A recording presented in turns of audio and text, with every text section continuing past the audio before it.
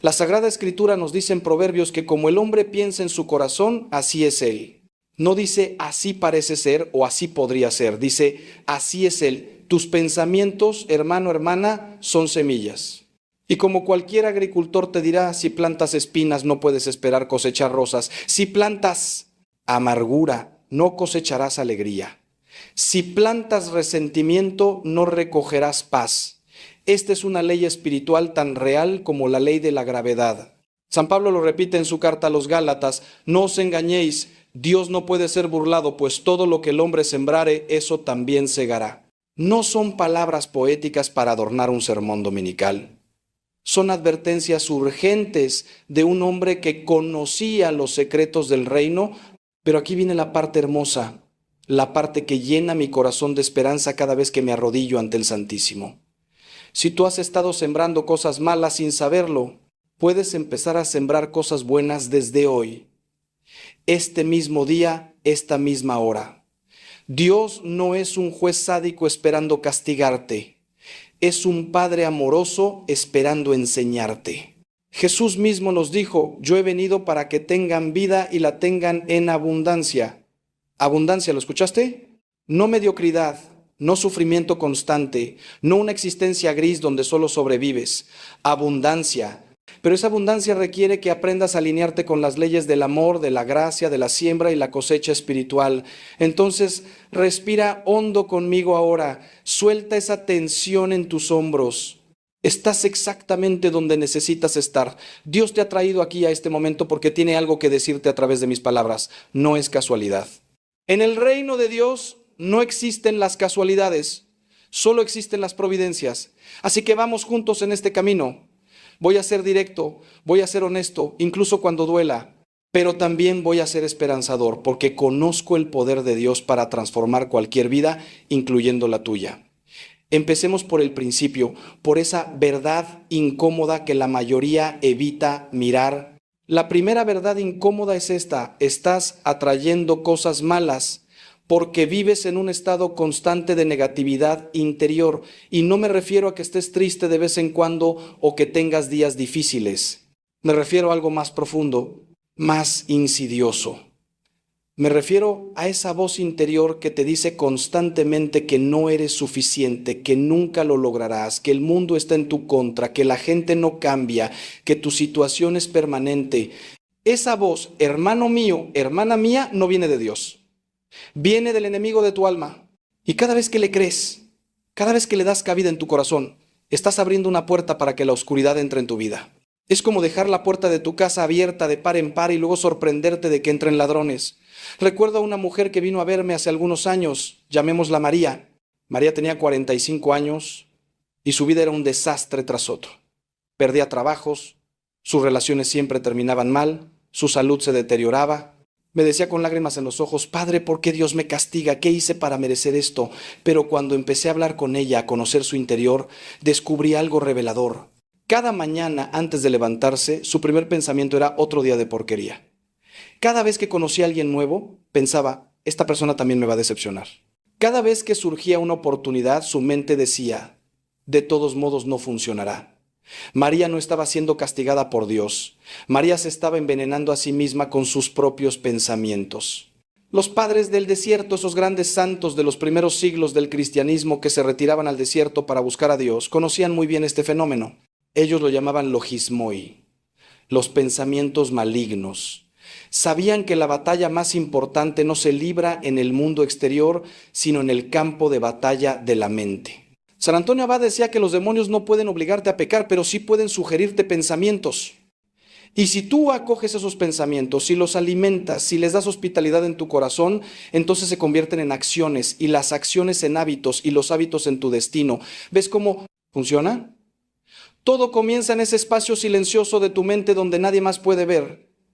Pero hay algo aún más profundo aquí que necesitas entender. Cuando vives en negatividad constante, no solo afectas tu propia vida, sino que literalmente cambias la energía espiritual que emanas al mundo. Y sí, lo sé, energía espiritual puede sonar al lenguaje New Age, pero esto es doctrina católica antigua.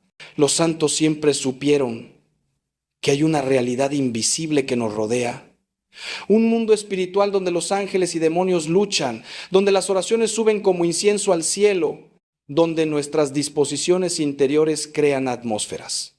Cuando tu corazón está lleno de amargura, resentimiento, miedo y negatividad, esa atmósfera espiritual que creas alrededor de ti repele las bendiciones. Es como intentar que la lluvia caiga sobre un techo hermético. Dios quiere bendecirte, pero tú has cerrado todas las ventanas. Santa Teresa de Ávila lo expresó de una manera hermosa cuando decía que el alma es como un castillo interior con muchas moradas. Las moradas más exteriores están llenas de alimañas y oscuridad cuando no las cuidamos. Pero a medida que nos adentramos hacia el centro, hacia donde mora Dios, todo se vuelve luz y belleza. El problema es que la mayoría de las personas viven toda su vida en las moradas exteriores, en los sótanos oscuros de su propio castillo, sin saber que hay habitaciones llenas de luz esperándolas. Tu negatividad te mantiene atrapado en esos sótanos. Te impide avanzar hacia el centro donde Dios te espera con los brazos abiertos, y desde esos lugares oscuros solo puedes atraer más oscuridad. No porque Dios te la envíe, sino porque es la única frecuencia en la que estás sintonizado. La segunda verdad incómoda es que estás aferrado al pasado como un náufrago a un pedazo de madera podrida. Y ese pasado, hermano, hermana, te está hundiendo. ¿Cuántas veces he escuchado en el confesionario historias de personas que no pueden avanzar porque siguen reviviendo heridas de hace 10, 20, 30 años? Siguen ensayando conversaciones que nunca tuvieron. Siguen sintiéndose traicionados por personas que quizás ya ni viven, siguen cargando resentimientos como si fueran medallas de honor. Y todo ese peso del pasado se convierte en un ancla que te impide navegar hacia el futuro que Dios ha preparado para ti. No puedes avanzar si sigues mirando hacia atrás. Esto no es psicología barata, esto es verdad espiritual profunda.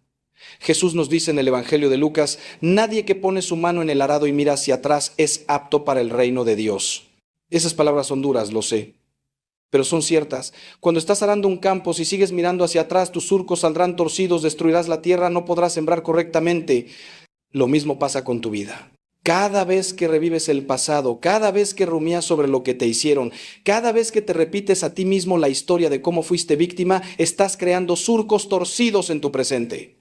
Y en esos surcos torcidos no puede crecer nada bueno, solo maleza, solo amargura, solo más dolor. Es un ciclo vicioso que se perpetúa a sí mismo hasta que tú, con la gracia de Dios, decidas romperlo. Tuve un hombre en mi parroquia, un hombre de casi 60 años, que no podía mantener ninguna relación significativa en su vida. La razón, su padre lo había abandonado cuando tenía 8 años. 60 años cargando el peso de un niño de 8 años que se sintió rechazado. Y ese rechazo lo llevaba a cada nueva relación como una profecía autocumplida. Rechazaba primero para no ser rechazado. Saboteaba el amor antes de que el amor pudiera sabotearlo a él. Le dije, hijo, tu padre tomó una decisión hace 52 años. ¿Vas a permitir que esa decisión siga controlando tu vida hasta tu último aliento? Lloró como no había llorado en décadas, porque en el fondo sabía que yo tenía razón. Sabía que estaba trayendo relaciones rotas a su vida no porque fuera indigno de amor, sino porque seguía viviendo desde una herida que nunca sanó. El perdón, hermano, hermana, no es un sentimiento, es una decisión. Y es la decisión más poderosa que puedes tomar si quieres dejar de atraer cosas malas a tu vida. Cuando perdonas, no estás diciendo que lo que te hicieron estuvo bien. No estás siendo ingenuo o débil. Estás cortando las cadenas que te atan al pasado. Estás diciendo, yo valgo más que este resentimiento, mi futuro vale más que mi dolor y no voy a permitir que quien me hirió siga teniendo poder sobre mí. El perdón es un acto de guerra espiritual.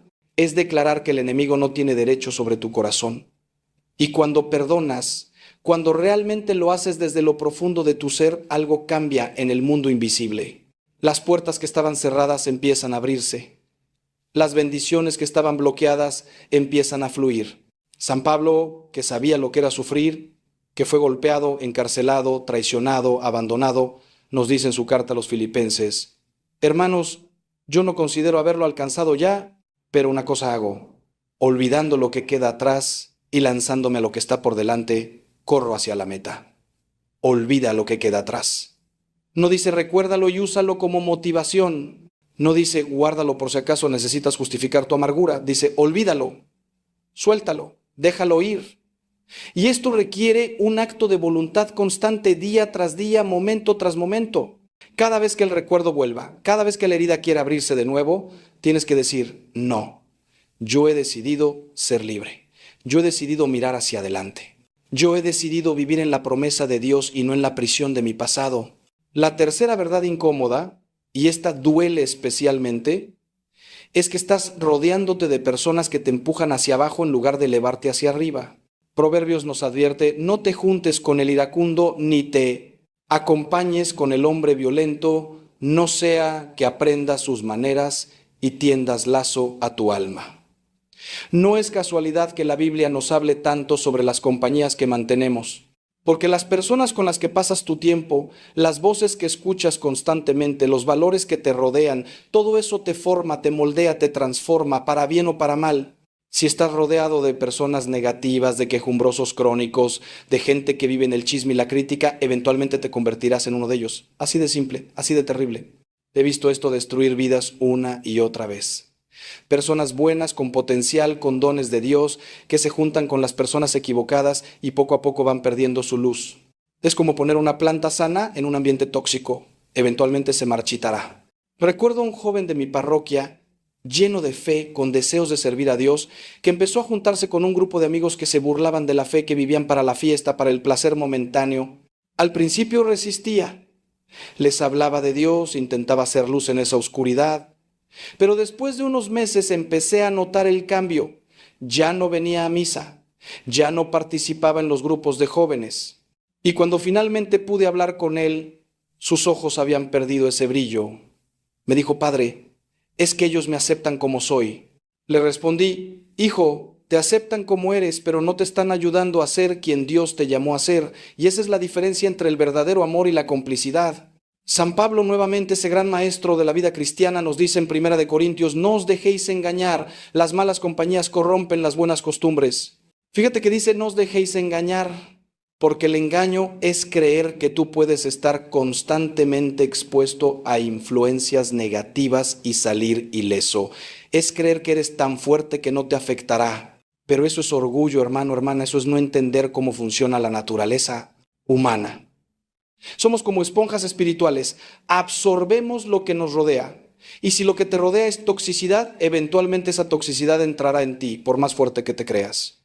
Esta es una ley espiritual inexorable. Pero no se trata solo de alejarte de las malas compañías, aunque eso es importante. Se trata de buscar activamente las buenas compañías. Los santos siempre supieron esto. Por eso formaban comunidades. Por eso se rodeaban de personas que compartían su deseo de santidad. Santa Teresa de Ávila decía que 3 cosas son necesarias para el progreso espiritual: buenos libros, buenos confesores y buenos amigos. Los amigos, fíjate bien, porque los verdaderos amigos no son los que te aplauden tus defectos, sino los que te ayudan a superarlos. Los verdaderos amigos no son los que te dicen lo que quieres oír, sino lo que necesitas oír. Los verdaderos amigos te empujan hacia Dios, no te alejan de Él. Entonces, hazte esta pregunta sincera, sin mentirte a ti mismo. ¿Las personas con las que paso la mayor parte de mi tiempo me acercan a Dios o me alejan de Él? ¿Me hacen mejor persona o peor? ¿Me inspiran a crecer o me invitan a estancarme? Y si la respuesta es incómoda, si reconoces que estás en ambientes tóxicos, entonces necesitas tomar decisiones valientes. Necesitas distanciarte, establecer límites, incluso romper relaciones si es necesario. Sé que suena duro, sé que da miedo la soledad. Pero te prometo que es mejor estar solo con Dios que acompañado en el camino equivocado. Y además, cuando haces espacio en tu vida eliminando lo tóxico, Dios siempre, siempre envía personas nuevas, personas buenas, personas que te ayudarán a florecer. Esa es su promesa y yo la he visto cumplirse innumerables veces. Ahora, déjame preguntarte algo que quizás te incomode. Algo que necesitas considerar seriamente si realmente quieres cambiar tu vida. ¿Estás dispuesto a renunciar a tu identidad de víctima? Porque hay algo en el ser humano que se aferra al sufrimiento como a una identidad. Nos definimos por nuestras heridas. Nos presentamos al mundo a través de nuestros traumas. Y aunque no lo admitamos conscientemente, hay una parte de nosotros que obtiene algo de esa posición de víctima, cierto poder perverso, cierta tensión, cierta excusa para no tomar responsabilidad de nuestra vida. Y mientras te aferres a esa identidad, seguirás atrayendo situaciones que la confirmen. ¿Estás listo para soltar eso y descubrir quién eres realmente en Cristo? La cuarta verdad incómoda es que no estás orando, o si lo estás haciendo, lo haces de manera mecánica, sin fe, sin expectativa real de que algo cambie. Y esta es quizás la raíz de todas las demás verdades incómodas. La oración, hermano, hermana, no es un ritual mágico, no es repetir palabras bonitas al vacío, es establecer una conexión real, viva, palpitante con el Dios del universo, es abrir un canal por donde la gracia puede fluir y cuando no oras o cuando oras sin fe estás cortando ese canal, estás viviendo desconectado de la fuente de toda bondad, de toda luz, de toda transformación. Es como tener un teléfono que nunca enciendes y luego quejarte de que nadie te llama. Jesús nos dice en el Evangelio de Mateo algo absolutamente revolucionario: pedid y se os dará, buscad y hallaréis, llamad y se os abrirá. Fíjate en los verbos: pedid, buscad, llamad. Son verbos activos, requieren acción de tu parte. Dios no va a forzar sus bendiciones sobre ti. Él respeta tu libertad, pero está ahí esperando, deseando darte todo lo que necesitas. Simplemente necesitas pedirlo, necesitas buscarlo, necesitas llamar a la puerta. Y aquí viene lo importante: cuando pides, tienes que creer que recibirás. Santiago nos advierte en su carta: el que duda es semejante a la onda del mar, movida por el viento y arrojada de un lugar a otro. No piense quien así es que recibirá cosa alguna del Señor. La oración sin fe es como plantar semillas en tierra, estéril. Puedes hacerlo todo el día, pero nada crecerá. Conozco a tantísimas personas que me dicen: Padre, yo rezo todos los días, pero mi vida no cambia. Y cuando profundizo un poco, descubro que su oración es pura rutina. Repiten oraciones memorizadas mientras su mente está en 1000 lugares diferentes. O peor aún, oran con una actitud de: bueno, probemos esto, a ver si funciona, aunque dudo que sirva de algo. Hermanos, eso no es oración. Eso es insultar a Dios. Es como si invitaras a alguien a tu casa y luego te pasaras toda la visita viendo el teléfono, sin prestarle atención. La verdadera oración requiere presencia, requiere atención, requiere que pongas tu corazón, tu mente, tu alma en ese encuentro con Dios. Requiere que le hables como le hablarías a alguien a quien amas profundamente. Los místicos cristianos, esas almas que alcanzaron las cumbres más altas de la unión con Dios, todos sin excepción eran personas de oración profunda. Santa Teresa del Niño Jesús decía que para ella la oración era un impulso del corazón, una sencilla mirada lanzada hacia el cielo, un grito de reconocimiento y de amor en medio de la prueba o en medio de la alegría. San Juan de la Cruz pasaba horas en oración silenciosa, simplemente estando en la presencia de Dios. San Pío de Pietrelcina se levantaba a las 2 de la mañana para orar y pasaba horas en contemplación antes de celebrar la misa. Y sabes que sus vidas estaban llenas de milagros. No porque fueran especiales o diferentes, sino porque estaban conectados a la fuente, porque habían abierto completamente ese canal de gracia. Si quieres dejar de atraer cosas malas a tu vida, tienes que convertirte en una persona de oración. Y no estoy hablando necesariamente de horas y horas, aunque eso sería maravilloso. Estoy hablando de calidad. Estoy hablando de dedicar aunque sea 15 minutos cada mañana a estar realmente, verdaderamente presente ante Dios, a hablarle de tus miedos, de tus esperanzas, de tus luchas, a escucharlo en el silencio de tu corazón, a leer su palabra con atención y permitir que esa palabra te transforme. Y estoy hablando de vivir en una actitud constante de oración durante el día, elevando pequeñas oraciones mientras trabajas, mientras conduces, mientras lavas los platos, convirtiendo toda tu vida en un diálogo continuo con Dios. Cuando haces esto, cuando realmente lo haces, tu vida cambia. No puede no cambiar, porque estás permitiendo que la gracia entre y transforme todo.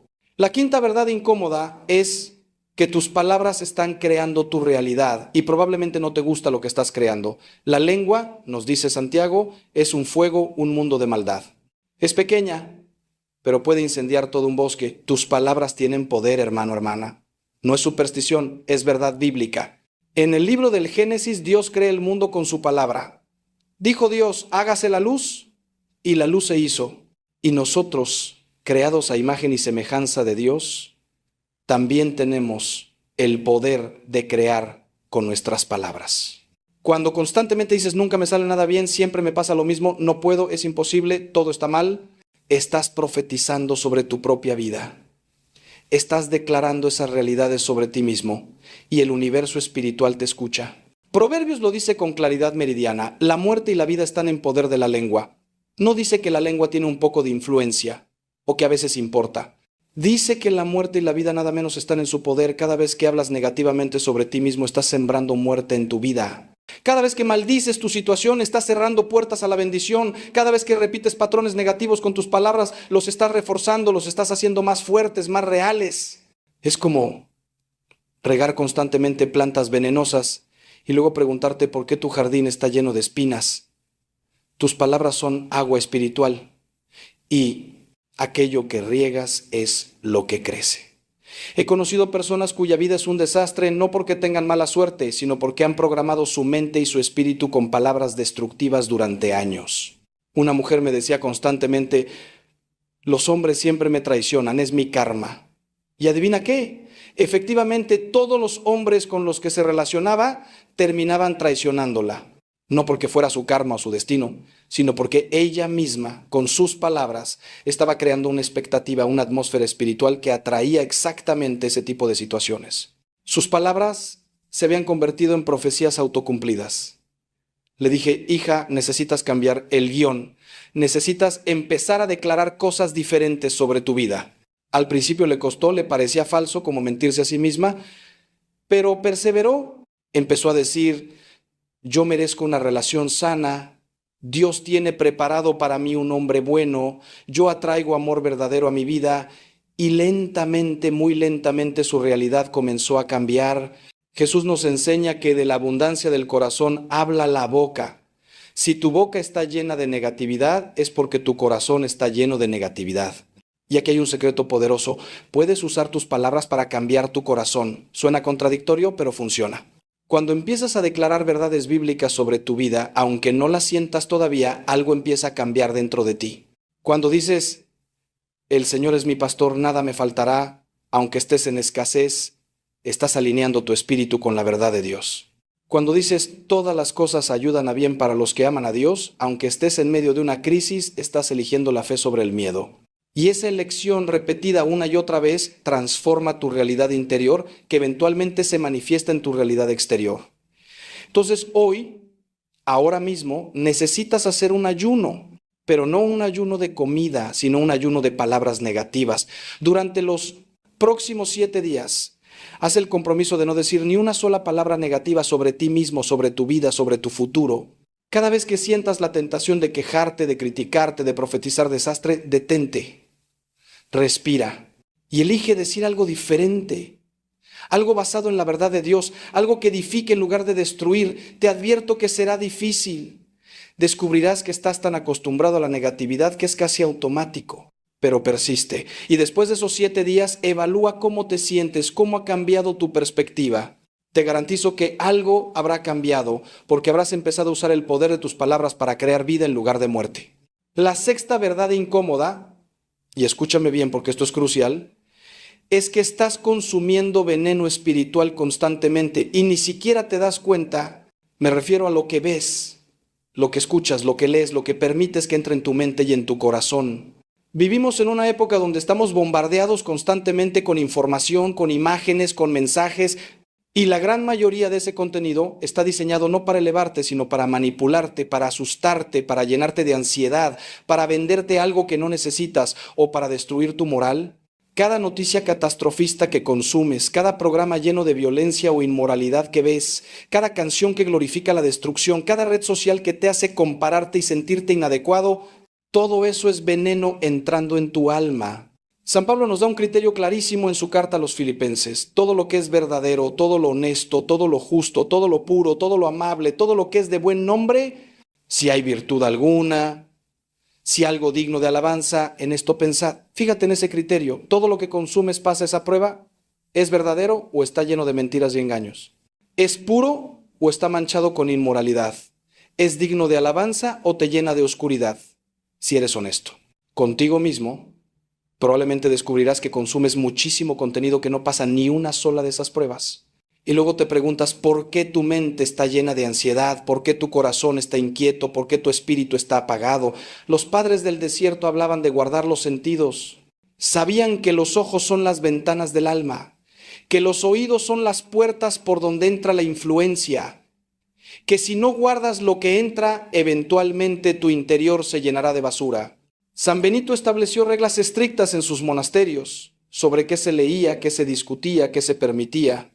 No porque fuera represivo, sino porque entendía que el alma necesita protección, necesita un ambiente propicio para crecer en santidad. Y nosotros, viviendo en el mundo, necesitamos aplicar esa misma sabiduría. Necesitamos ser extremadamente selectivos sobre lo que permitimos que entre en nuestro espacio interior. Tuve un joven que sufría de depresión severa y ansiedad constante. Cuando empecé a indagar en su vida, descubrí que pasaba 6 horas al día viendo noticias y navegando en redes sociales. 6 horas al día consumiendo un flujo constante de tragedias, comparaciones, polémicas, odio. Le dije, hijo, tu mente no fue diseñada para procesar esa cantidad de información negativa. Estás saturado. Necesitas un detox digital urgente. Al principio se resistió, como un adicto que defiende su droga. Pero finalmente accedió a un experimento. Una semana sin noticias, sin redes sociales, sin esa dieta tóxica de información. En su lugar, le pedí que leyera las escrituras, que escuchara música sacra, que saliera a caminar en la naturaleza. Después de una semana, vino a verme con lágrimas en los ojos. Me dijo, padre, no sabía que podía sentirme así de liviano, así de en paz. No estoy diciendo que debas volverte un ermitaño o ignorar completamente lo que pasa en el mundo. Pero sí estoy diciendo que necesitas establecer límites muy claros. Necesitas preguntarte, ¿este contenido me acerca a Dios o me aleja? ¿Me hace más amoroso o más cínico? ¿Me da esperanza o me llena de desesperación? Y si la respuesta es negativa, entonces necesitas cortarlo de tu vida sin importar cuán entretenido sea, sin importar cuán adictivo sea. Tu alma vale más que cualquier entretenimiento. Tu paz mental vale más que estar informado de cada tragedia en el planeta. Y cuando limpies tu dieta espiritual, cuando empieces a consumir solo aquello que edifica, que inspira, que eleva, verás cómo todo tu ser empieza a transformarse. La oscuridad que estabas atrayendo se disipará porque ya no tendrá terreno fértil en tu corazón. Ahora bien, y esto es fundamental para que entiendas la profundidad de lo que te estoy diciendo, necesitas comprender que todas estas verdades incómodas que he compartido contigo hasta ahora están interconectadas. No son problemas aislados que puedes arreglar uno por uno como quien repara una lista de tareas.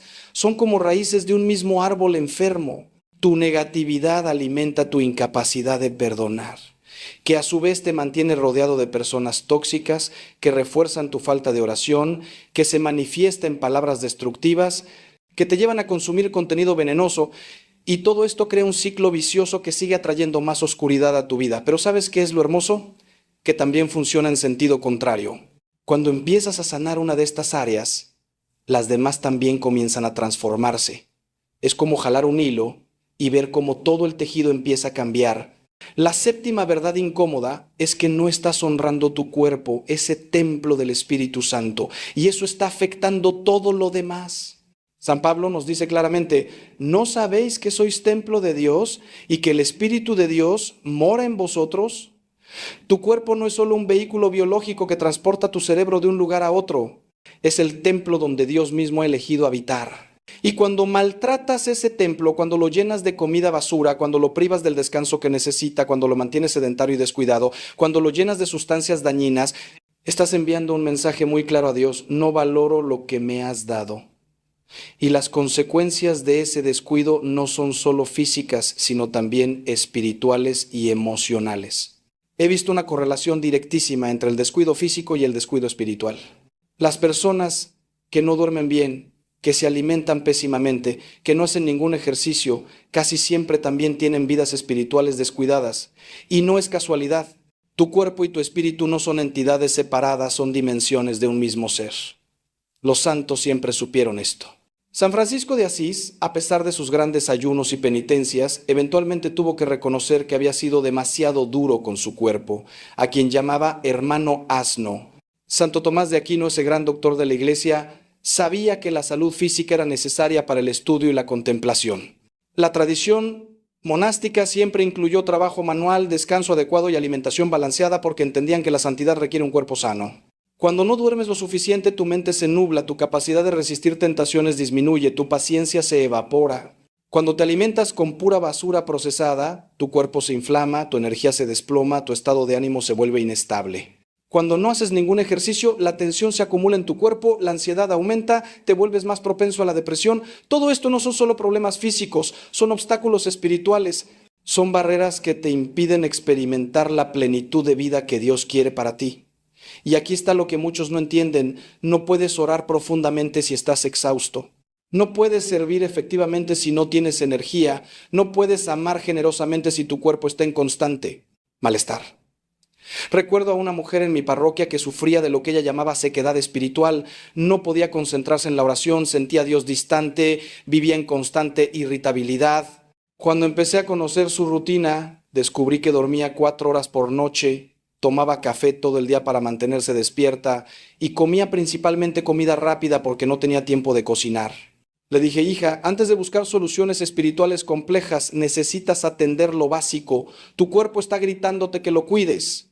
Empezó a dormir 7 horas, a preparar comidas sencillas pero nutritivas, a caminar 30 minutos cada día. En 2 semanas me dijo que su oración había cambiado completamente. No porque hubiera aprendido nuevas técnicas místicas, sino porque su templo estaba finalmente en condiciones de albergar la presencia de Dios apropiadamente.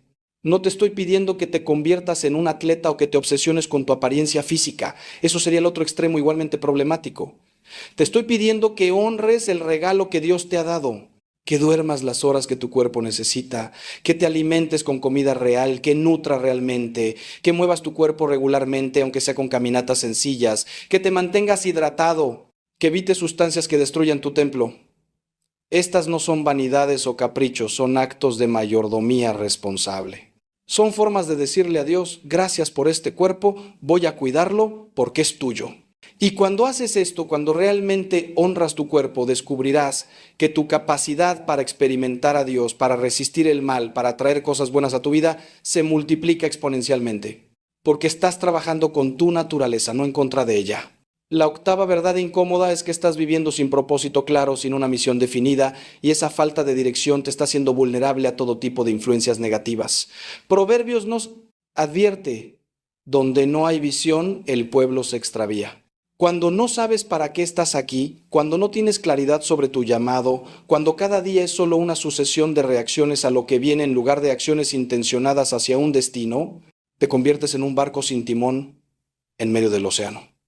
Y un barco sin timón no decide a dónde va, simplemente es empujado por cualquier corriente, por cualquier viento.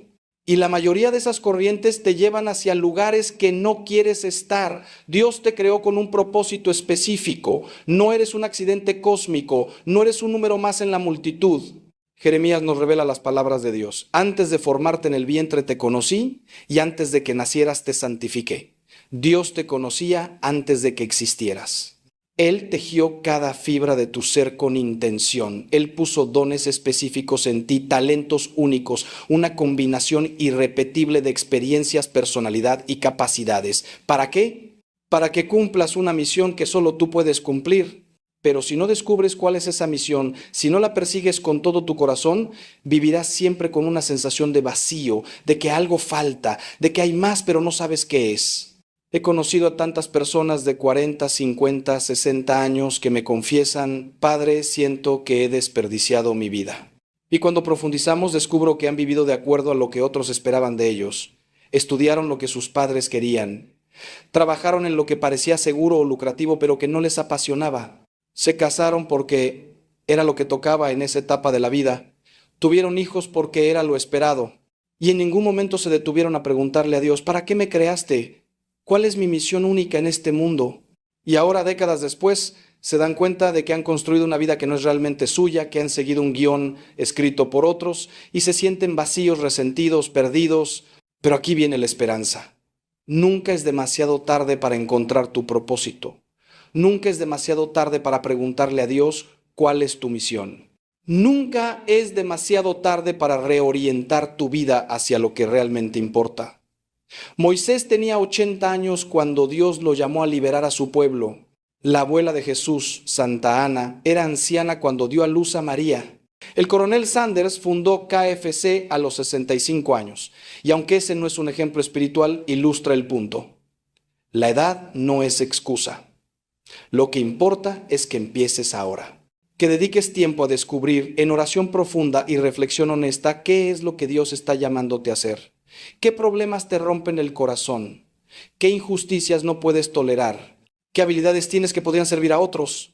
¿Qué pasiones arden en tu interior que podrían ser fuel para tu misión?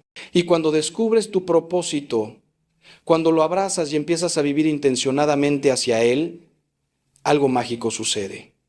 Las cosas malas dejan de tener tanto poder sobre ti. Las distracciones pierden su atractivo. Las personas tóxicas naturalmente se alejan porque ya no resuenas con esa frecuencia. Y empiezas a atraer las oportunidades, las personas, los recursos que necesitas para cumplir tu misión.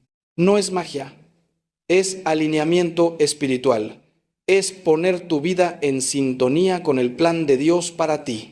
Y cuando eso sucede, cuando realmente sucede, experimentas una paz y una plenitud que ninguna cantidad de éxito mundano podría darte, porque estás haciendo exactamente lo que fuiste creado para hacer. Estás cumpliendo tu razón de existir.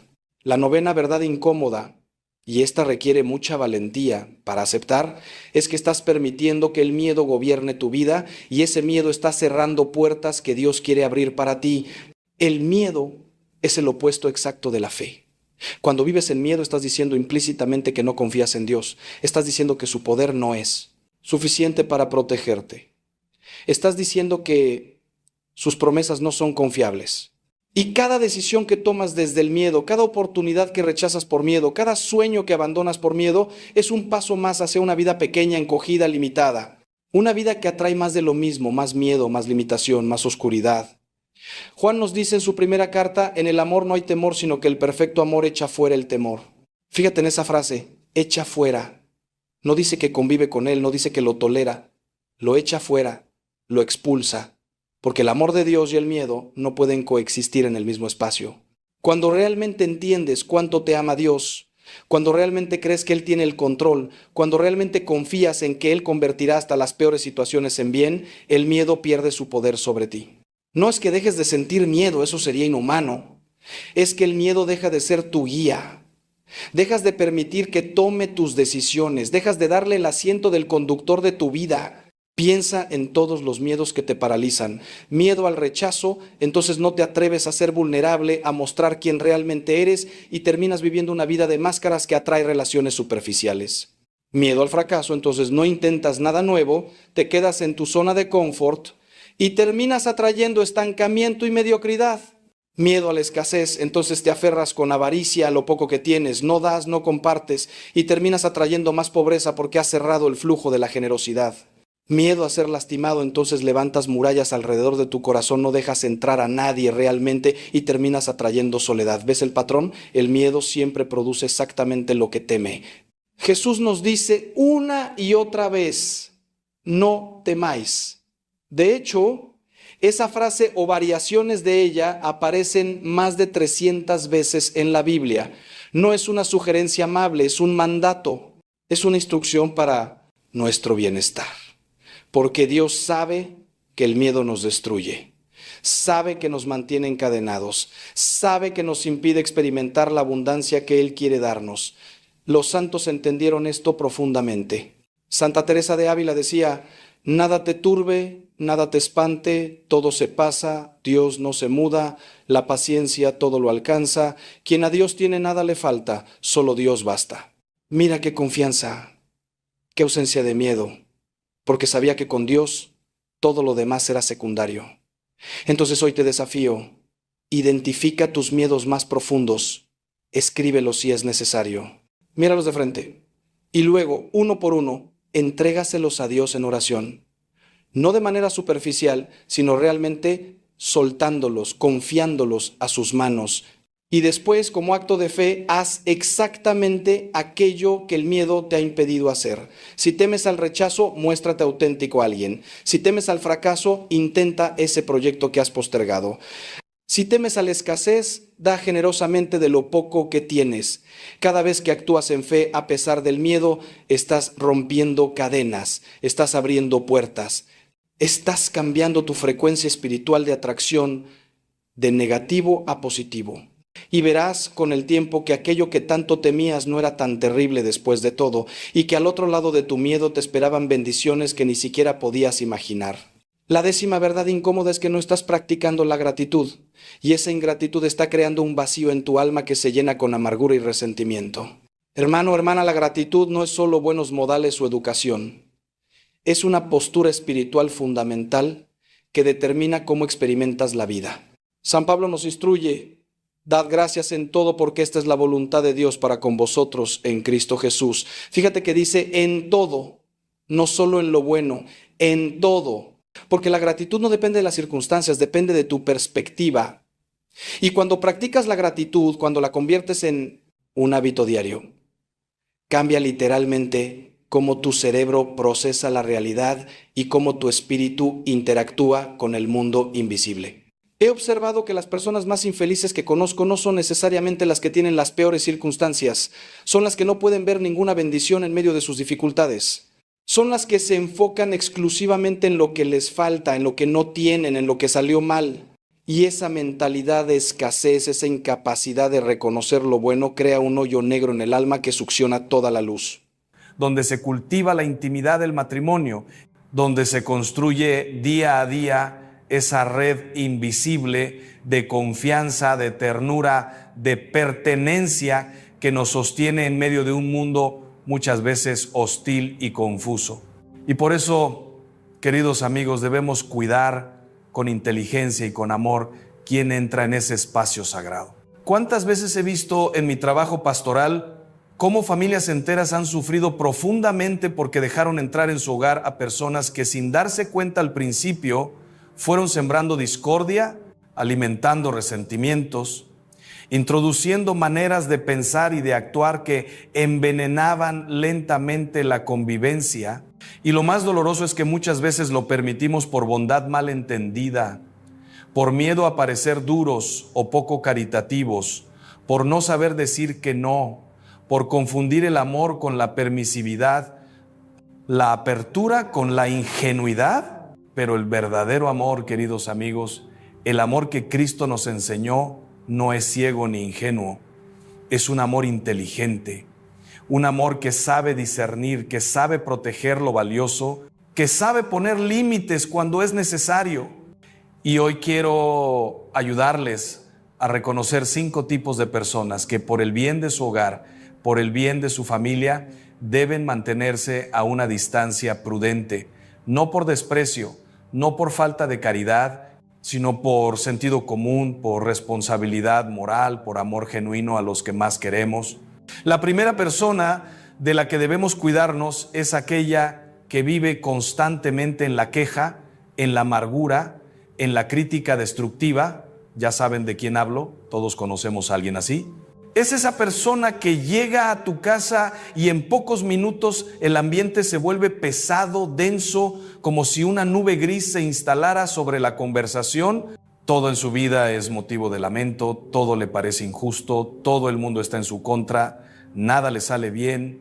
Y lo peor es que nunca asume ninguna responsabilidad por lo que le sucede. Siempre es culpa de otros. Siempre hay un chivo expiatorio, siempre hay una excusa para no mirar hacia adentro y reconocer que quizás algo en su manera de vivir, de pensar, de relacionarse necesita cambiar. Esta persona, queridos amigos, es extremadamente peligrosa para la paz del hogar, porque la queja constante, la negatividad crónica, es como un veneno que se va filtrando en el alma de los que conviven con ella. Los niños que crecen escuchando quejas permanentes aprenden a ver el mundo con desconfianza, con resentimiento, con una mirada amarga que les robará la alegría natural de la infancia. Los matrimonios que permiten que estas personas ocupen un espacio demasiado grande en su vida, terminan contagiándose de esa negatividad, empiezan a ver problemas donde no los había, empiezan a cuestionar bendiciones que antes agradecían, empiezan a perder esa capacidad fundamental del ser humano que es la gratitud. Recuerdo el caso de una familia que conocí hace años, una familia hermosa con 3 niños pequeños, un matrimonio joven lleno de ilusiones. La madre de ella, una señora que había sufrido mucho en su vida, viuda desde hacía tiempo, venía a visitarlos casi todos los días. Y cada visita era un rosario interminable de quejas, de críticas veladas, de comentarios envenenados sobre todo y sobre todos, que si los vecinos eran insoportables, que si la economía del país era un desastre, que si los jóvenes de ahora no tenían valores, que si el marido de su hija no ganaba suficiente dinero, que si la casa era demasiado pequeña, que si los niños estaban mal educados. Nada, absolutamente nada, era motivo de alegría o de agradecimiento para ella. Al principio la hija aguantaba por amor filial, por respeto, por no herir a su madre, pero poco a poco esa negatividad fue carcomiendo la paz de su hogar. Los niños empezaron a estar más irritables, el matrimonio comenzó a discutir por cosas insignificantes, la casa que antes era un refugio de alegría se fue convirtiendo en un espacio de tensión, hasta que un día, después de mucho sufrimiento, esa madre joven tuvo el valor de hablar con su mamá, de poner límites claros, de decirle con amor pero con firmeza que sus visitas debían ser menos frecuentes y que, cuando viniera, necesitaban un ambiente más positivo, más constructivo. Fue difícil, dolorosísimo, pero necesario. Y poco a poco la paz volvió a ese hogar. La segunda persona que debe mantenerse lejos de tu hogar es aquella que constantemente siembra chismes, que alimenta rumores, que disfruta contando historias que dañan la reputación de otros. Este tipo de persona es especialmente peligrosa porque se disfraza de amistad, de cercanía, de confianza. Llega a tu casa como si fuera tu aliada, como si te estuviera haciendo un favor al contarte lo que todo el mundo está diciendo sobre alguien. Pero en realidad lo que está haciendo es introducir en tu hogar el veneno de la desconfianza, de la división, del juicio injusto. El chisme, queridos amigos, es una de las formas más sutiles y destructivas de violencia que existen. San Pablo nos advierte claramente sobre esto cuando habla de aquellos que van de casa en casa llevando cuentos, sembrando discordia entre hermanos. Y no se equivoquen, el chismoso no solo daña a la persona de quien habla, también daña profundamente a quien lo escucha, porque contamina su corazón con sospechas, con juicios precipitados, con una mirada envenenada hacia los demás. Cuando permitimos que un chismoso entre en nuestro hogar y le damos espacio para que hable, para que cuente sus historias, estamos permitiendo que una semilla de desconfianza se plante en nuestro corazón y en el corazón de nuestros hijos. Los niños que crecen escuchando cómo sus padres hablan mal de otros aprenden que esa es la manera normal de relacionarse. Aprenden que está bien juzgar sin conocer toda la verdad. Aprenden que la reputación de las personas es algo con lo que se puede jugar. Y además, queridos amigos, el chismoso nunca viene solo, porque quien habla mal de otros contigo, inevitablemente hablará mal de ti con otros. Es una ley espiritual que no falla.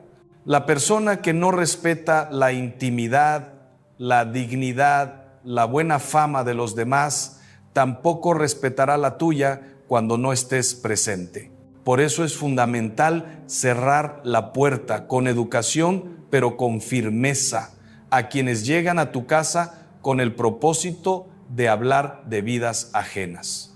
Y si alguien empieza a contarte un chisme, ten el valor de interrumpirlo con amabilidad y decirle que prefieres no escuchar eso, que prefieres pensar bien de las personas hasta que no haya evidencia clara de lo contrario.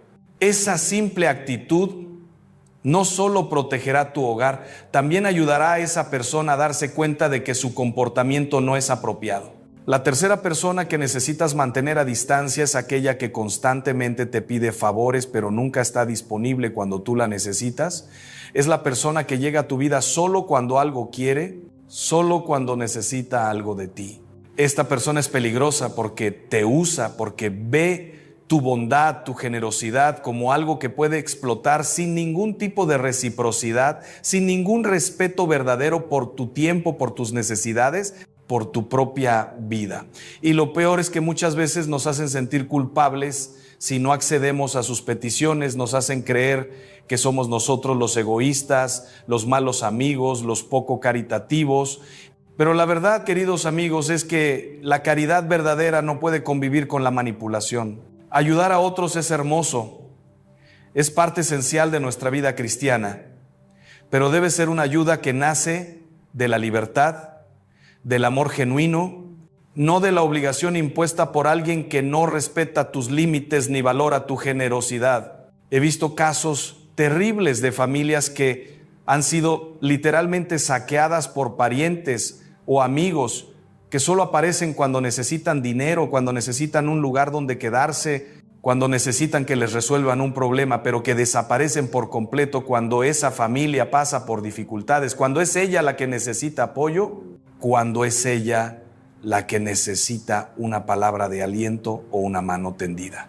Estas personas no son verdaderos amigos, no son verdaderos familiares en el sentido espiritual de la palabra, son aprovechadores que utilizan el lenguaje del afecto para conseguir lo que quieren.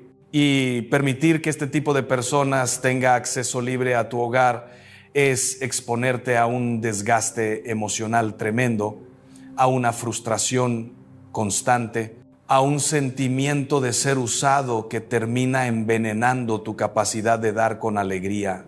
Porque cuando das por manipulación y no por amor, cuando ayudas por culpa y no por generosidad libre, tu corazón se va cerrando, se va llenando de resentimiento y eso es terrible para tu vida espiritual.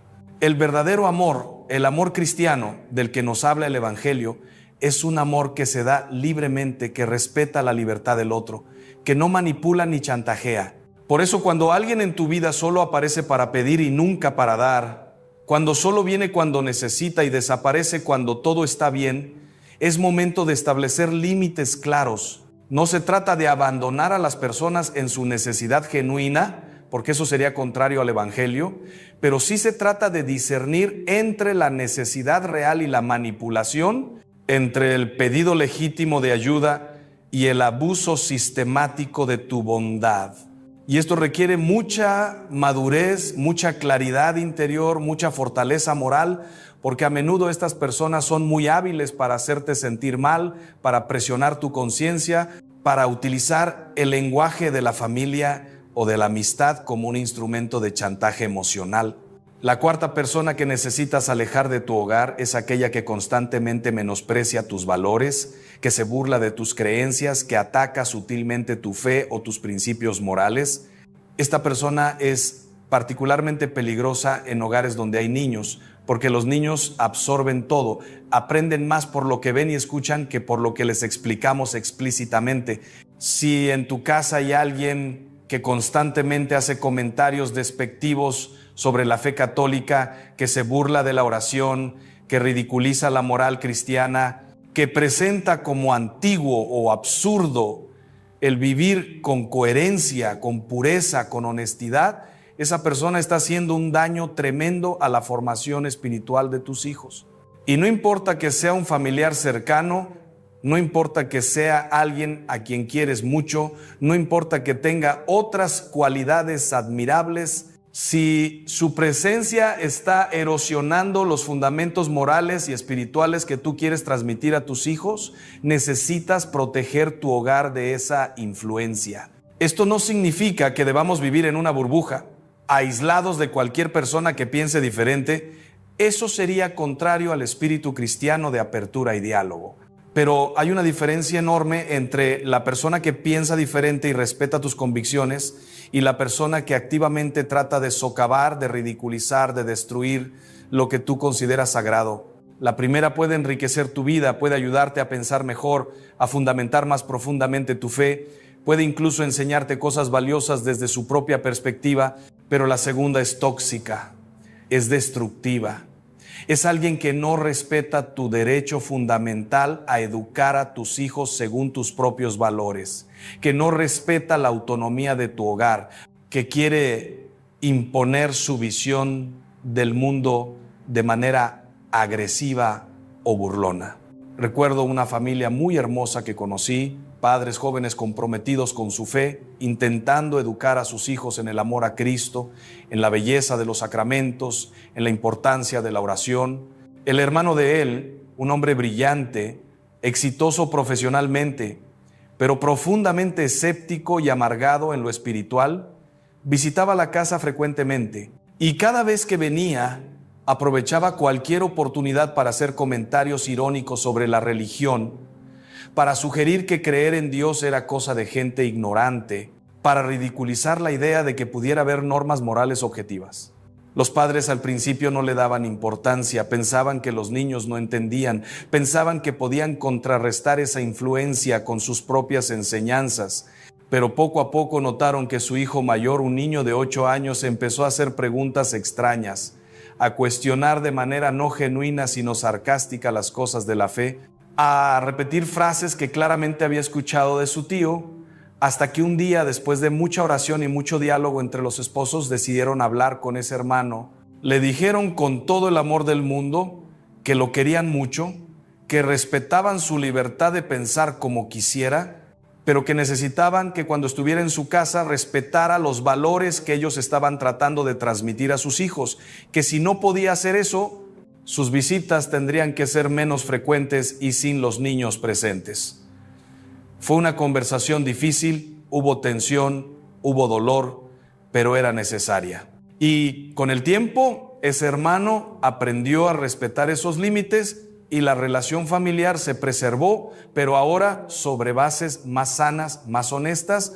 La quinta persona que necesitas mantener lejos de tu hogar, y quizás esta sea la más difícil de identificar porque puede presentarse con muchas máscaras diferentes, es aquella que introduce desorden moral en tu vida, que normaliza comportamientos que tú sabes en tu conciencia que no son correctos, que te empuja sutilmente a comprometer tus principios, a relativizar lo que antes veías claro. Esta persona puede ser alguien que te anima a mentir en cosas pequeñas, que te sugiere que un poco de deshonestidad en los impuestos no es gran cosa, que te dice que todo el mundo tiene aventuras extramatrimoniales y que tú te estás perdiendo de algo, que te hace sentir ridículo por tu fidelidad, por tu honestidad, por tu esfuerzo de vivir coherentemente. Es la persona que constantemente te dice que tus estándares morales son demasiado altos, que la vida hay que vivirla sin tantos escrúpulos, que hay que aprovechar las oportunidades aunque eso implique pasar por encima de otros o de tus propios valores. Este tipo de persona es extremadamente peligrosa porque opera en el terreno de la seducción, no de la imposición directa. No te dice abiertamente que hagas el mal, sino que va normalizando poco a poco conductas que antes te habrían parecido inaceptables.